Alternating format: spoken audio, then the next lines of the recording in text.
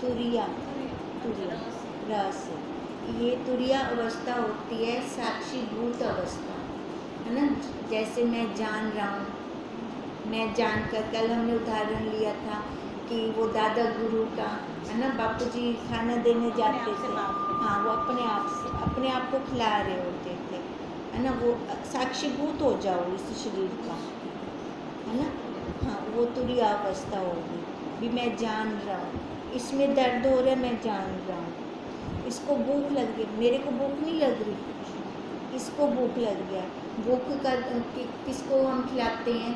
प्राणों को, प्राणों को खिलाते हैं ना।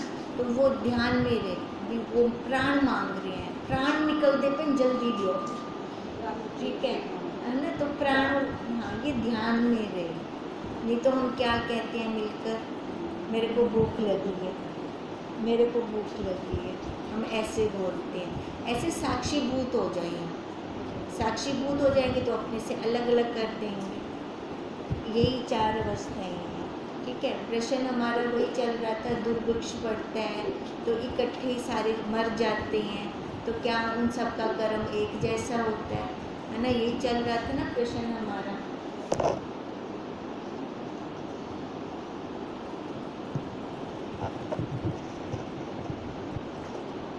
अभी यही हम आगे कर रहे हैं।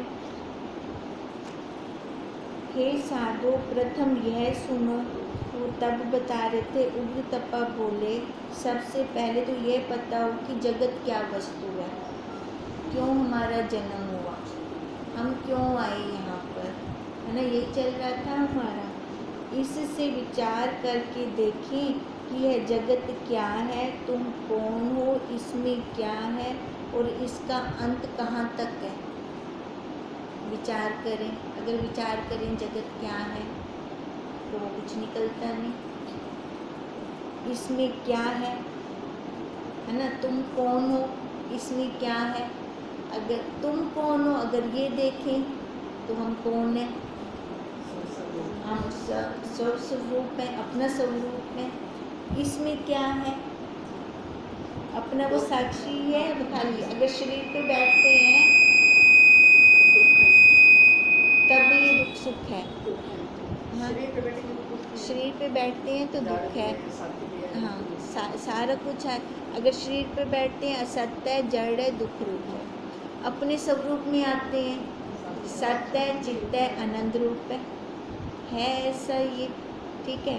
अब इसमें क्या है और इसका अंत कहाँ तक है, ये जगत की बात कर रही हैं।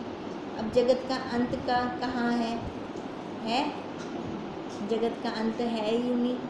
हे बद्धिक, यह जगत स्वप्न मात्र है और यह शरीर भी स्वप्न ही है। लगता है स्वप्न ये शरीर, ये जगत स्वप्न मात्र है। स्वप्न मात्र, जैसे हम स्वप्न देखते हैं, आधे घंटे का हमें स्वप्न आया, उस काल में तो हमें सत्य लगा, पर जैसे जागृत अवस्था में आए तो हमने क्या कहा, झूठ है ना, स्वप्न है ये। अब वही कहते हैं यह जगत ऐसी स्वप्न मात्र है, क्योंकि एक जैसा कभी टिकता ही नहीं है। यहाँ पर बदल रहा है, परवाही है, चल रहा है, चल रहा है, चल रहा है।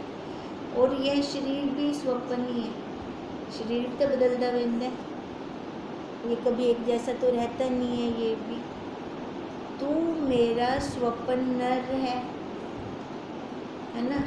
अब वो बोल रहे हैं ना ऋषिवर, जिसके गए थे उग्र तपा, है ना। तू मेरा स्वप्न नर है, मैं तेरा स्वप्न नर हूँ। हम आपस में क्या हैं, स्वप्न नर हैं।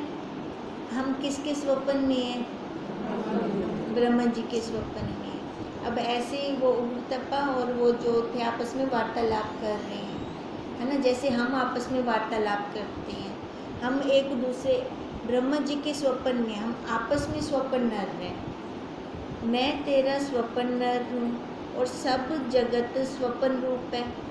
तो वो जो स्वप्न का जगत, जो जगत हमने देखा है ना, तो वो भी तो स्वप्न का हो गया ना। अब जैसे हम कह रहे हैं ब्रह्मा जी के स्वप्न में है, तो जो ये हम जगत देख रहे हैं तो ये भी तो स्वप्न का जगत है। ये सारा कारण कार्य तो कोई है नहीं, हम कौन सा कारण लेकर सोए थे रात को कि मेरे को स्वप्न आए? हम कह के सोते हैं रात को मेरे को ये वाला स्वप्न आए? नहीं, हमें पता ही नहीं होता। तो कारण कार्य कोई नहीं है, तो इसका मतलब सब आभास मात्र है, सब माया है। आभास में कुछ और वस्तु नहीं होती, आभास में कुछ और वस्तु नहीं होती, तो क्या होता है? हाँ, आभास किसके द्वारा हो रहा है? अपने स्वरूप के द्वारा हो रहा है ना आभास भी। कोई तो पीछे आधार है इस आभास का, तभी तो ये आभास दिख रहा है हमें। इसलिए कह रहे हैं कि आभास में कुछ और वस्तु नहीं होती, इससे सब जगत आत्म स्वरूप हुआ। है तो अपना स्वरूप, दूसरा तो कोई वस्तु है ही नहीं। ये हम जितना भी आभास देख रहे हैं तो इसका मतलब ये वही रूप है। जैसे हम कहते हैं कि सूरज की किरण सूर्य रूप है। किरण कैसे आई? अगर सूर्य होगा तो तभी आएगी ना। तो यही ऐसे कह रहे हैं, ऐसी ये जगत आत्म स्वरूप है। जैसे रस्सी में सर्प भ्रम मात्र होता है, वह सर्प नहीं रस्सी ही है? सांप है क्या रस्सी में? नहीं। तो उसमें क्या है? भ्रम है ना, हमें अध्यास है क्या? रस्सी। अब ऐसे कहते हैं वह सर्प नहीं रस्सी ही है, ऐसी ये जगत नहीं आत्म सत्ता ही है, जगत नहीं है ये। हमें सांप कब दिखता है? मंद अंधकार में, है ना। पूरा अंधकार हो से तावी कहना दिख से, पूरी लाइट हो से तावी कहना दिख से, कि मैं मंद अंधकार हो से ता दिख से। ऐसी ये जगत जब मंद ज्ञान होता है, पूरा ज्ञान भी नहीं है ना, पूरे निरपुरे अज्ञानी भी नहीं है, तब जाके ये दिख रहा है हमें ये जगत। अब जगत दिख रहा है तो जगत में तो दुख लगता है। सांप का भय आता है ना, सांप का भय लगता है, डर लगता है, तो हम उसका निवारण करते हैं। निवारण करने के लिए लाइट जलाते हैं, प्रकाश करते हैं, डंडा हाथ में ले लेते हैं, ऐसे करते हैं ना। तो ऐसे अब डंडा हमने ज्ञान का विचार का हाथ में ले लिया, अब हम प्रकाश कर रहे हैं। अब प्रकाश क्या कर रहे हैं? अपने स्वरूप का, है ना। वही तब जाके तो पूर्ण प्रकाश होगा, उसका स्वरूप का ही तो प्रकाश होगा। जब स्वरूप का पूर्ण प्रकाश हो गया तो ये सांप रूपी जगत कहाँ रहा फिर? जब पूर्ण प्रकाश हो गया तो वो रस्सी रूपी सांप कहाँ रहा? वो तो था ही नहीं, तीनों कालों में नहीं था, तो क्या था वहाँ पर? रस्सी। ऐसी जब पूर्ण प्रकाश हो जाएगा तो ये जगत रहेगा ही नहीं, सांप रूपी जगत रहेगा ही नहीं। तो फिर क्या रहेगा? अपना स्वरूप, वही आत्मा जो हम जो कहते हैं जो मेरा आपा है, मैं वही हूँ। वह सर्प नहीं रस्सी ही है। वैसे ही सब जगत चिन्ह मात्र रूप है, उसमें जगत तो कुछ बना ही नहीं, जैसे सांप बना नहीं था। केवल आत्म सत्ता अपने आप में स्थित है और उसमें अहम होकर इस प्रकार चेतना संवेदन फूटता है तो वही अपना स्वरूप। और जब इसमें अहम आ गया, अहम आने से क्या हो गया? अहम मतलब अहंकार, है ना। अहंकार आ गया तो मैं मेरा बन गया। अब मैं मेरे से फूलने शुरू हो गए। अब ये फूलने कैसे हैं? कि संसार वाले हैं। मेरों का क्या होगा? ये कैसे होगा? हमने छोड़ा नहीं उसके ऊपर, ठीक है। अब कहते हैं ये केवल आत्म सत्ता अपने आप में स्थित है और उसमें अहम होकर इस प्रकार चेतना संवेदन फूटता है, तब जगत आकार का स्मरण होता है। जब मैं मेरा फूट गया तो जगत खड़ा हो गई, जब मेरा नहीं फूटता, ध्यान समाधि का उदाहरण लें हम, जब मेरा नहीं फूटता तो ये जगत खड़ा होता है? तब नहीं ना। तब क्या होता है? अपना स्वरूप इतना शांत होता है अंदर से, वो वाला आनंद। वो आनंद किसका है? हमारा अपना है ना, हमारा अपना है। देखो किसी भी वस्तु को गर्म करना पड़ता है, जैसे तवे को गर्म करना पड़ता है, आग का संग देना पड़ता है उसको, आग का संग देकर गर्म करते हैं, ठंडा तो वो अपने आप हो जाता है। ठंडा करने की जरूरत पड़ती है? नहीं। ऐसी इसमें जब क्रोध आता है तो ये जीव संसार का संग कर लेता है। संग करने से क्रोध आता है इसको। अगर ये संग ना करे तो ये तो ठंडा तो अपने आप ही है, वो आनंद स्वरूप खुद ही है। तभी हम बार बार कहते हैं कि 10 दिन को सतत गुस्सा नहीं कर सकता। 10 दिन को भी छोड़ो, 2 घंटे भी कोई सतत गुस्सा नहीं कर सकता। क्यों नहीं कर सकते? क्योंकि हमारा स्वरूप ठंडा है, हमें ठंडक देने वाला है हमारा स्वरूप। वो किसी का संग करेगा तो गर्म होएगा। ऐसे किसी का संग करते हैं, है ना, या तो कुछ बन गई मैं बनी, उसने मेरा कहना नहीं माना, इधर क्रोध आ गया। संग किया, संग करने से गर्म हो गया। अब देखो गर्म सतत तो नहीं रह सकता, 2 घंटे लगा लो, उसके बाद अपने आप ठंडा होगा, क्योंकि वो हमारा स्वरूप है, वही हम है। ये शरीर हम नहीं है, ये मन इंद्रिय बुद्धि हम नहीं है। तो ऐसे उदाहरण के द्वारा इसको समझाएं हम। घर में कितनी क्रिया होती है हमारी, होती है। हर क्रिया के अंदर सजगता रहे। कौन क्रिया कर रहा है, कौन क्या शब्द बोल रहा है, तेरे को शब्द लग रहा है, तेरे को क्या फीलिंग हो रही है, तू माँ बन रही है, तू पत्नी बन रही है, नानी बन रही है। ऐसे बार बार हम अपने अंदर लौटें। ये अंदर लौटने की आ गई ना में युक्ति, तो अपने लिए जगत नहीं रहेगा फिर। इन्हीं से ही जगत है, इन्हीं को मैंने अपना मान लिया, यही मेरा जगत है। और कहते है ही नहीं, तुझे को अपना मंदिर पे होते को मंदिर पे ना अपना, वो मंदिर पे वो मानते नहीं, मैं तू क्यों मंदिर पे, है ना। ऐसे युक्ति से मुक्ति है, युक्ति लेंगी तो मुक्ति होगी। तो कृष्ण जी ने भी कहा नहीं, ज्ञान युक्तों कहाँ है, ज्ञान युक्तों के बिना ज्ञान नहीं हो सकता। युक्ति अपनानी पड़ेगी, तब जाके ज्ञान होगा हमें। जैसे स्वप्न की सृष्टि और संकल्प नगर नाना प्रकार के दिखते हैं, पर अनुभव से भिन्न तो नहीं। अब स्वप्न आया, है ना, मेरे को पता है ना मेरे स्वप्न का, भले आप मेरे स्वप्न में घूम रहे हो, आपको पता है तो नहीं, तो ये मेरा ही अनुभव हुआ। कहते ये अपना अनुभव है, अपने अनुभव से भिन्न नहीं है। वैसी ये जगत दिखता है, वैसे ये जगत भी अनुभव है, अपने अनुभव से भिन्न नहीं है। अब देखो किसी के लिए तो ये जगत है ही नहीं, और किसी को ये बहुत दुखी करी पड़ा है। क्यों? है तो वही का वही, उसका बनाया हुआ तो सेम है, उसने अलग अलग तो नहीं बना के दिया किसी को। अब जैसे हमारा संसार संस्कार, वैसा संसार, अंदर संस्कार, बाहर वैसा संसार। अब संस्कार मैंने कौन से भर रखे हैं अंदर, अब ये कौन देखेगा?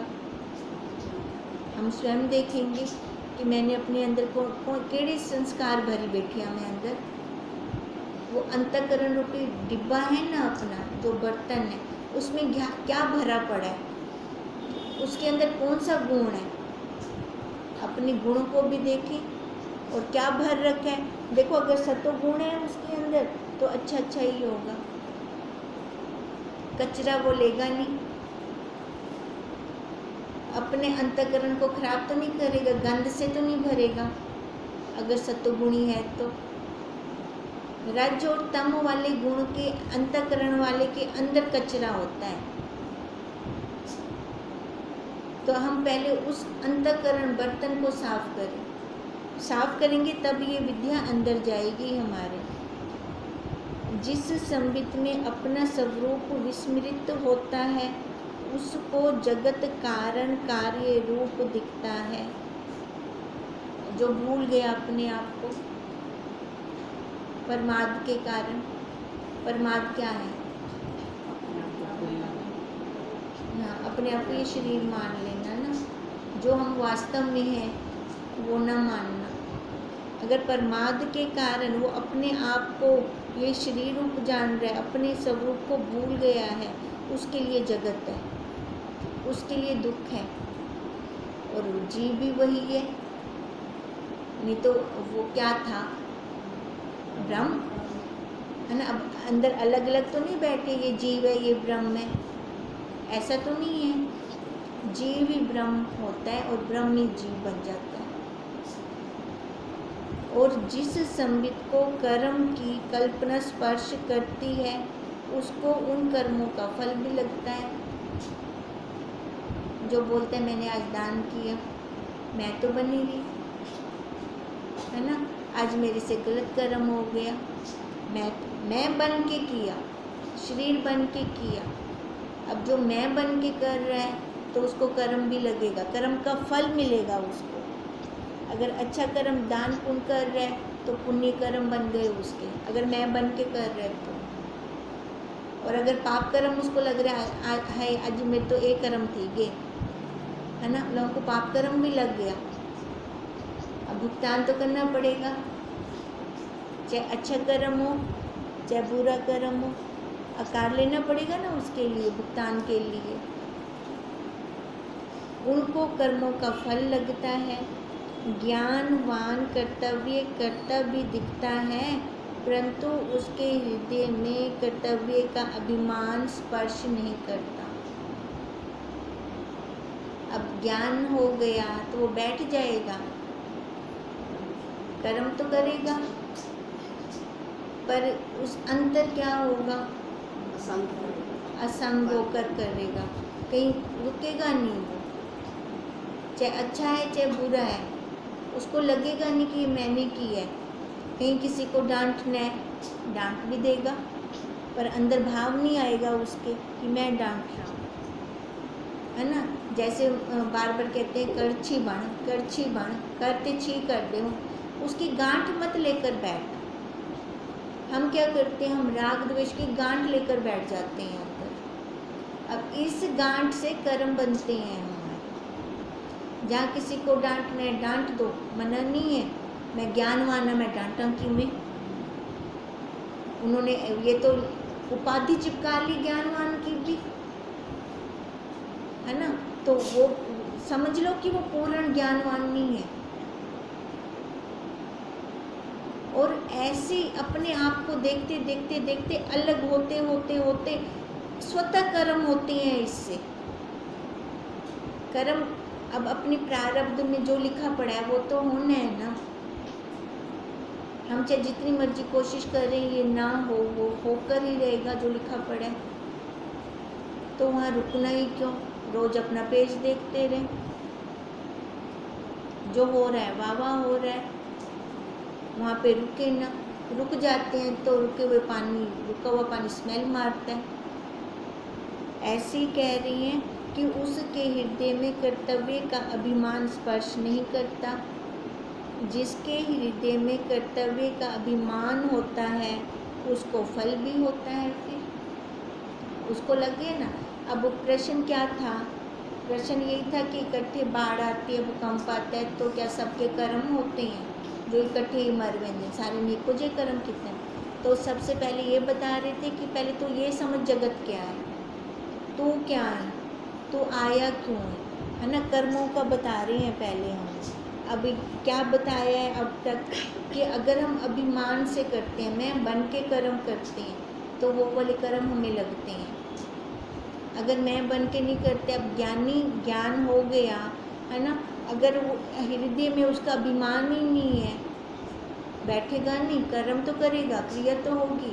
ज्ञानी और अज्ञानी की एक जैसी क्रिया रहेगी, पर दोनों के भावों में अंतर है। अज्ञानी मैं बन के कर रहा है और ज्ञानी असंग होकर कर रहा है। कर्म वही के वही हो रहे हैं, एक के कर्म बन रहे हैं, दूसरे के कर्म नहीं बन रहे।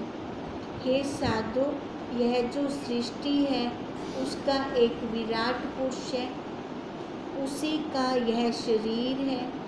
यह विराट भी अन्य विराट के संकल्प में है।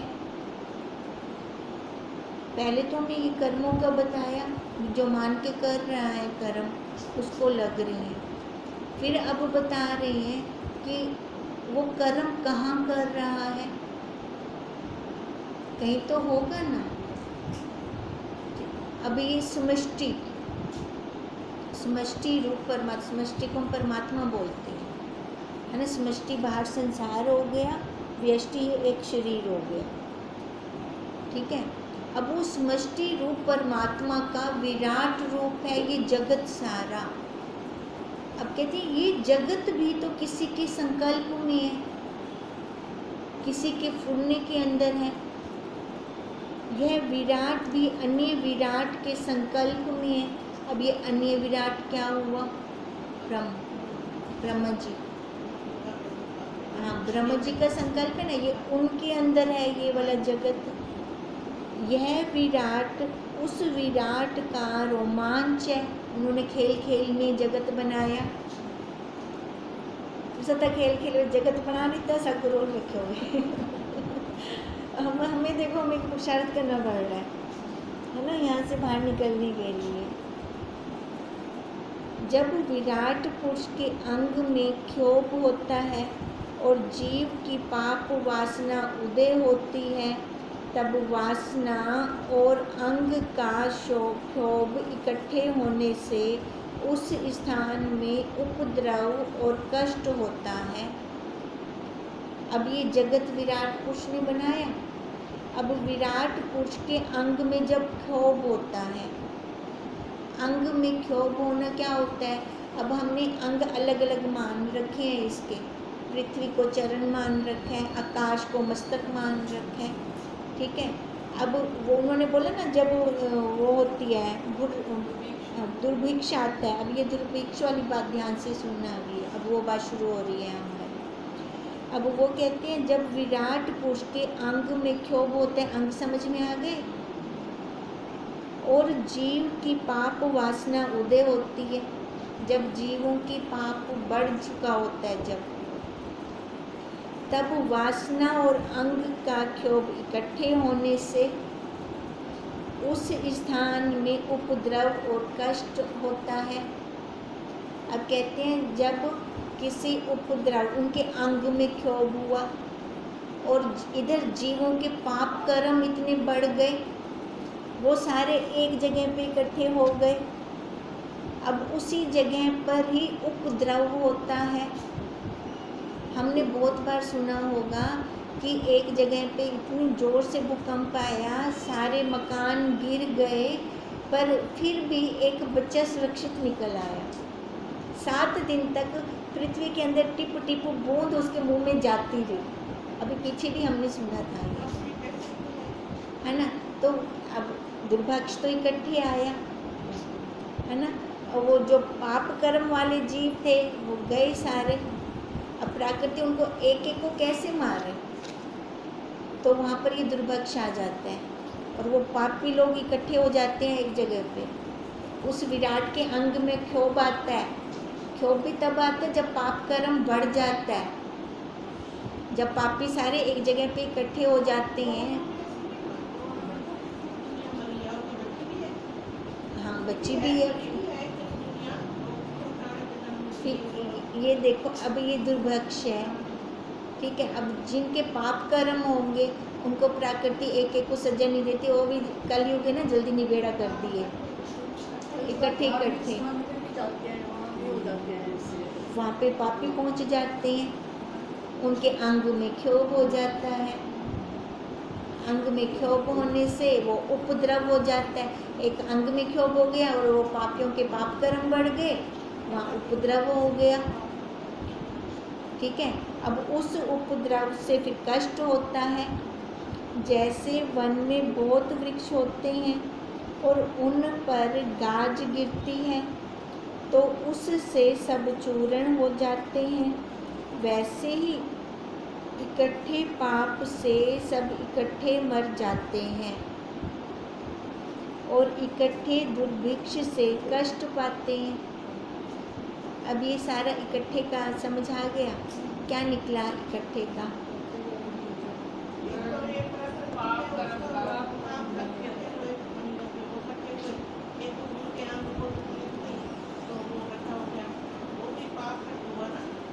जिस जगह पे वो सारे पापी इकट्ठे हो गए, है ना, तो जैसे कहते हैं पाप का कुआं भर गया